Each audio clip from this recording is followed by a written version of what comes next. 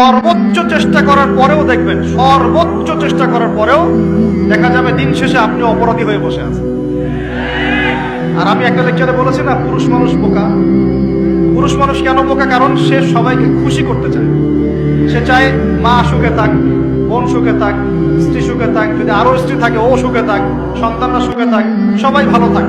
এবং তাদের ভালোর জন্য তারা কত কষ্ট করে, দিন রাত ডিউটি করে, অফিসে যায় আসে, জ্যাম ফেস করে, মানসিক প্রেশার নেয়, শারীরিক প্রেশার নেয়, তাই না? অথচ এই কষ্ট কিন্তু মহিলারা বোঝে না। বোঝে? সবাই বোঝে না।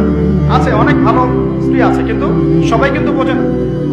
মনে করে যে পুরুষ মানুষ মনে হয় ভোগবাদী, খালি মেয়েদেরকে ভোগ করতে চায়। অথচ অথচ সবাইকে সুখে রাখার এই চেষ্টায় একজন পুরুষ দিন শেষে নিজেই সুখী হয় না। বহু পুরুষ শেষ বয়সে গিয়ে একাকিত্বে ভোগে, একা হয়ে যায়। এই জন্য বলছি, ফ্যান্টাসি বাদ দেন। ফ্যান্টাসি বাদ দিয়ে হালাল রিজিক হয়েছে, একটা নেককার পরহেজগার মেয়ে দেখে বিয়ে করে ফেলেন। ব্যাস, তাকে নিয়ে দুনিয়ার ছোট্ট জীবনটা কাটিয়ে দেন। আর জান্নাতে তো হুট করে অপেক্ষা করছে।